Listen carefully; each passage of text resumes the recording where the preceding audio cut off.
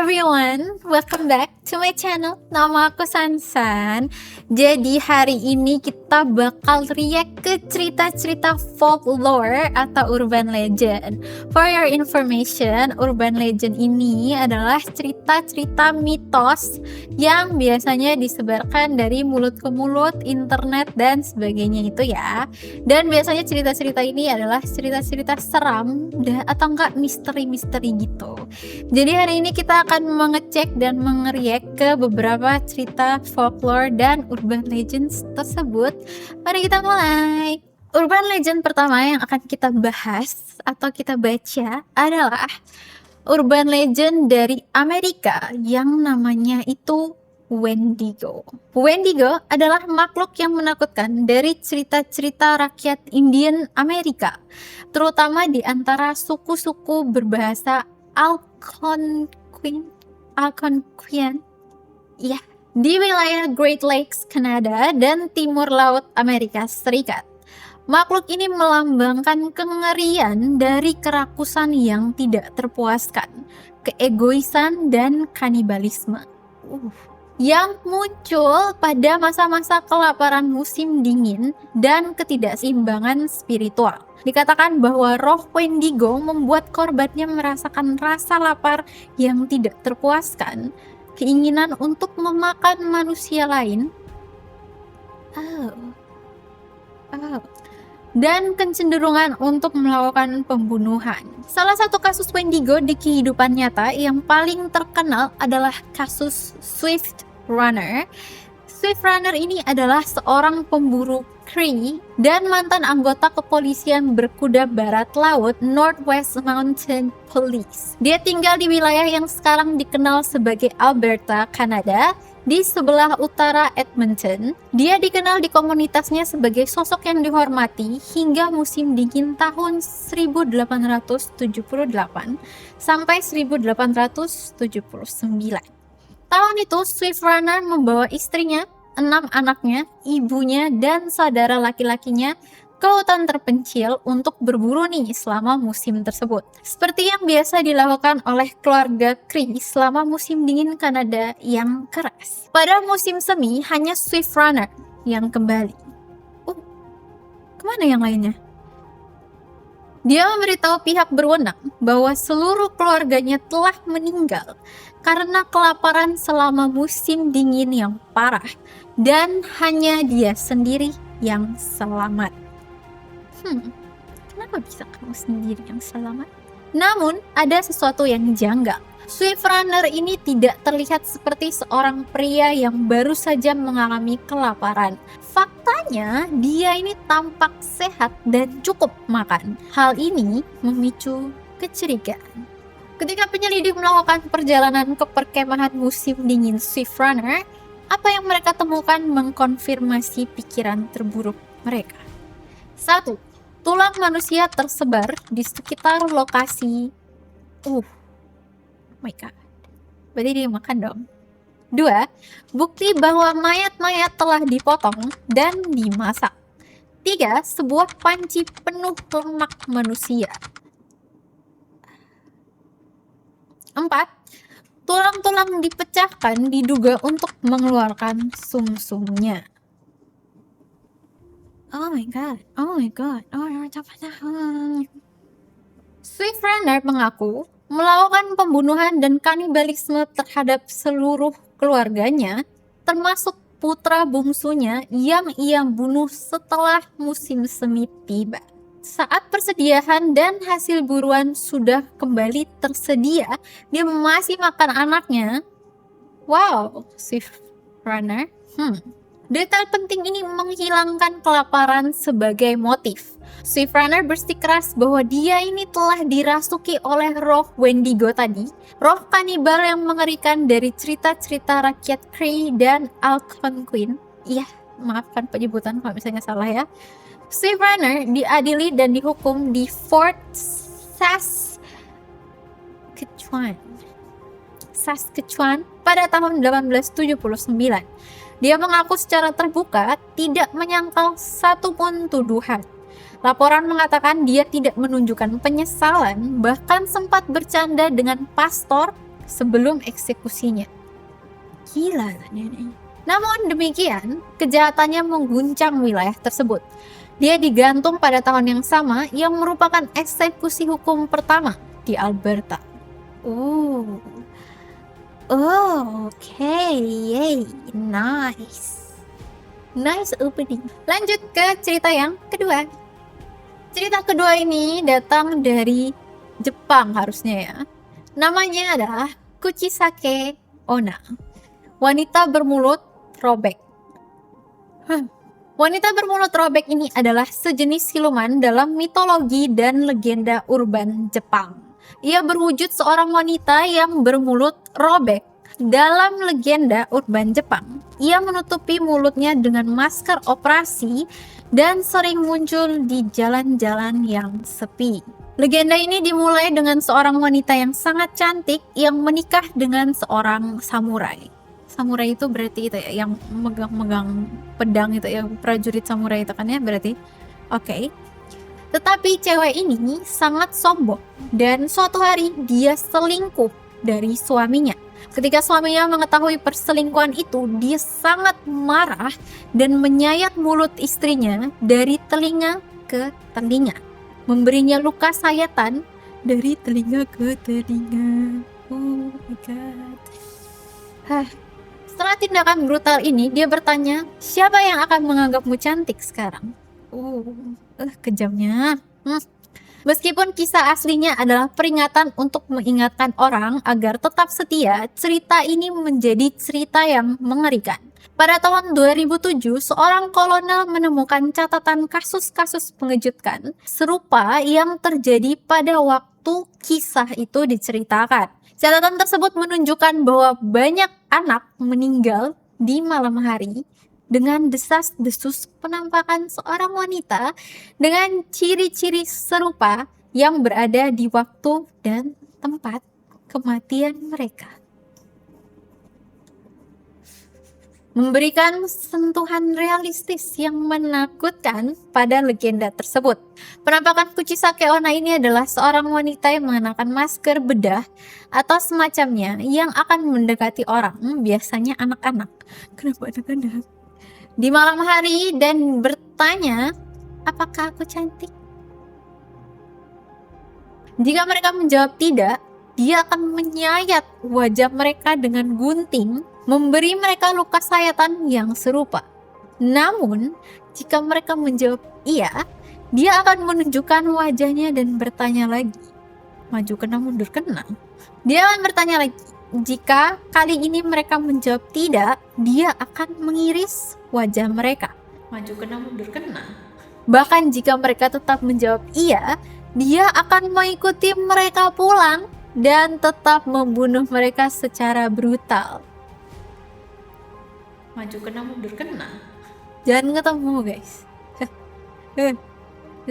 Banyak orang yang percaya satu-satunya cara untuk mematahkan pola ini adalah dengan membingungkannya dengan menjawab, kamu lumayan atau biasa aja, tanpa memberikan jawaban yang pasti. Kebingungan dari jawaban ini akan memberi waktu yang cukup bagi korban untuk melarikan diri. Next, kita baca urban legend ketiga dari Cina, Bus 375.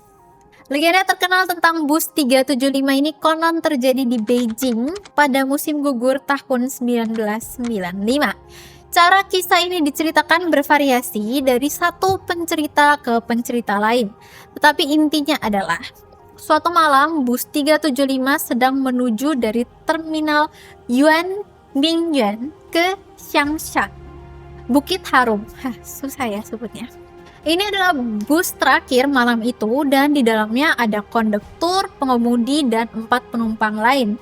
Seorang wanita tua, sepasang kekasih muda, dan seorang anak laki-laki. Setelah beberapa saat, pengemudi melihat 2 pria di pinggir jalan yang meminta untuk diizinkan naik ke bus. Awalnya, pengemudi bersikeras untuk tidak mengizinkan mereka naik karena mereka tidak berada di halte bus. Tetapi ketika dia mendekat, dia menyadari bahwa kedua pria itu sedang menopang pria ketiga yang tampak lemah dan letih. dengan kepalanya tertunduk yang menutupi wajahnya. Ketiga pria itu diizinkan naik dan semua orang di dalam bus memperhatikan sesuatu yang aneh. Ketiga pria itu semuanya mengenakan jubah tradisional dinasti Qing dan wajah mereka kurus kering serta sepucat bulan. Para penumpang merasa gelisah dengan kehadiran para pria itu. Tetapi konduktor mendesak mereka untuk tetap tenang dan mempertimbangkan bahwa mungkin para pria itu hanyalah aktor yang sedang berkostum. Make sense. Setelah beberapa pemberhentian, pasangan muda itu keluar dari bus. Tiba-tiba wanita tua itu mulai membuat keributan dan mengklaim bahwa anak laki-laki itu telah mencuri dompetnya. Anak laki-laki itu memprotes, tetapi wanita tua itu menuntut agar pengemudi menghentikan bus di halte berikutnya sehingga dia bisa membawa anak itu ke kantor polisi terdekat. Ketika bus berhenti, wanita tua dan anak laki-laki itu keluar dan memperhatikan bus melaju pergi. Anak laki-laki itu kemudian menyadari bahwa tidak ada kantor polisi di sekitar sana. Nah, terus dan wanita tua itu memberitahu anak laki-laki bahwa dia telah menyelamatkan nyawanya. Tentu saja anak itu bingung, tetapi wanita tua itu menjelaskan bahwa dia telah mengamati ketiga pria itu dengan cermat dan dia tahu mereka adalah hantu ketika dia melihat bahwa mereka tidak memiliki kaki. 2 malam kemudian, setelah gagal melapor kembali ke stasiun, bus tersebut ditemukan tenggelam di waduk Miyun yang berjarak sekitar 100 km dari Changshan. Di dalam bus ditemukan 3 mayat yang membusuk parah, pengemudi, konduktor, dan seorang pria tidak dikenal. Misteri seputar temuan ini meliputi 1. Fakta bahwa bus ini tidak memiliki cukup bensin untuk menempuh jarak sejauh itu setelah perjalanan seharian penuh. 2. Fakta bahwa tangki bensin diisi dengan darah segar alih-alih bahan bakar. Oh my gosh, what the hell? 3. Fakta bahwa mayat yang ditemukan terlalu membusuk hanya dalam waktu 48 jam. Meskipun saat itu musim panas, proses pembusukan tidak akan secepat ini. Otopsi mengonfirmasi bahwa tidak ada campur tangan yang disengaja pada mayat. Jadi dia membusuk natural, tapi cepat gitu ya. Fakta bahwa bahkan setelah polisi memeriksa semua kamera keamanan yang dipasang di sekitar berbagai pintu masuk waduk, mereka tidak menemukan sesuatu yang luar biasa. Hingga hari ini, misteri ini tetap tidak dipecahkan. Oke, ini cerita terakhir kita untuk hari ini. Urban legend yang sangat terkenal dari Korea, Gonjam Asylum. Rumah sakit jiwa Gonjam dibangun di dekat Seoul, Korea pada tahun 1961. Rumah sakit ini memiliki 3 lantai tempat dia melayani ratusan pasien. Pada tahun 1996, pemilik dan direktur rumah sakit jiwa itu meninggal dan rumah sakit itu pun ditutup. Bangunan itu tidak pernah diwariskan kepada siapapun dan tidak ada minat untuk membukanya kembali. Legenda ini menjadi sangat terkenal karena sempat diliputi oleh CNN dan sempat dijadikan film berjudul Gonjam Haunted Asylum pada tahun 2018. Bangunan asli Gonjam akhirnya didemolish pada tahun 2018 setelah film Gonjam ini keluar. Beberapa cerita legenda tentang rumah sakit ini adalah 1. Kematian pasien yang misterius dan brutal. Konon, penutupan rumah sakit ini bukan disebabkan oleh kematian sang direktur, melainkan karena serangkaian kematian pasien yang misterius dan di luar nalar. Dalam kisahnya, bukan hanya puluhan, melainkan ratusan pasien dilaporkan meninggal dalam keadaan yang tidak dapat dijelaskan atau lebih buruk lagi, karena perlakuan yang sangat kejam dari staf yang tidak berhati. Kok jahat gitu sih? Para Para staf dituduh menyiksa pasien dan tubuh-tubuh yang hilang atau meninggal sering ditemukan dalam kondisi mengerikan. Hantu-hantu pasien inilah yang konon terus berkeliaran, mengikatkan diri pada bangunan yang menyaksikan penderitaan terakhir mereka. Memaksa rumah sakit itu ditutup agar kengerian itu berakhir. Oke. 2. Dokter gila dan aksi bunuh diri staf. Ada kisah yang lebih gelap lagi yang beredar di kalangan penduduk lokal. Dikatakan bahwa suasana di Gonjiam begitu mencekam dan syarat dengan energi negatif sehingga para dokter dan staf mulai kehilangan kewarasan mereka. Bukan hanya stres pekerjaan, mereka dilaporkan mulai mengalami peristiwa paranormal, seperti mendengar bisikan yang memanggil nama mereka atau melihat penampakan sekilas. Tekanan dan teror dari pengalaman spiritual yang terus-menerus ini akhirnya mendorong beberapa karyawan untuk mengakhiri hidup mereka sendiri di dalam kompleks rumah sakit. Jiwa mereka yang terperangkap antara ketakutan dan kegilaan menambah jumlah entitas yang bergentayangan di sana. Lanjut, nomor 3. Hilangnya pasien dan direktur rumah sakit. Sebuah elemen misteri yang menambah ketakutan adalah legenda tentang penghilangan yang tidak terjelaskan. Sebelum penutupannya, desas-desus beredar tentang pasien yang tiba-tiba lenyap dari kamar mereka tanpa meninggalkan jejak, seolah-olah ditarik ke dalam bayangan. Puncak dari teror ini terjadi ketika direktur rumah sakit sendiri dikabarkan menghilang. Bukan meninggal, tetapi lenyap beberapa saat sebelum Gonjiam resmi ditutup.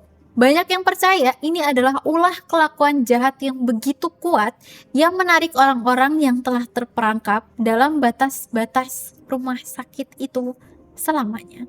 Lanjut, 4. Banyak juga ya ceritanya Gonjiam ini. Aktivitas berhantu yang mengganggu pengunjung. Bagi para penyelidik paranormal dan pencari sensasi yang berani menjelajahi reruntuhannya, pengalaman mereka ini selalu serupa, penuh teror. Mereka melaporkan suara-suara tanpa tubuh yang berbisik dari koridor kosong. Oh my god. Seringkali terdengar seperti ratapan kesakitan atau bisikan ancaman. Mereka melihat sosok bayangan melesat di ambang-ambang pandangan mereka dan merasakan tempat-tempat dingin dan tidak wajar. Seolah-olah sebuah entitas tak terlihat baru saja melayang melewati mereka. Bukti-bukti ini memperkuat klaim bahwa rumah sakit ini benar-benar dihuni oleh banyak arwah. 5. Misteri kamar 402 yang tersegel.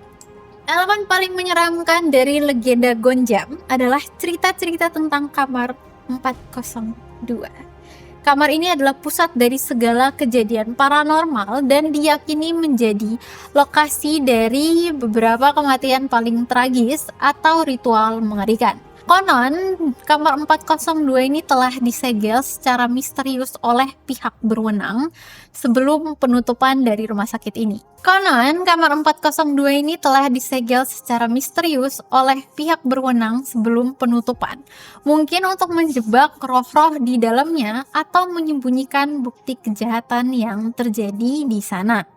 Mereka yang berani mendekati atau mencoba untuk membukanya dikatakan mengalami aktivitas yang paling intens, menjadikannya kamar yang paling ditakuti dan dihindari di seluruh kompleks Gonjiam. Gitu guys, dan itu adalah cerita terakhir dari si Gonjiam ini. Oke guys, segitu aja dulu cerita-cerita folklore dan urban legends yang bakal kita baca hari ini. Terima kasih udah nemenin aku ngebaca dan nge-react ke setiap ceritanya. Nanti kita bakal ketemu lagi di video-video selanjutnya. Love you, bye-bye!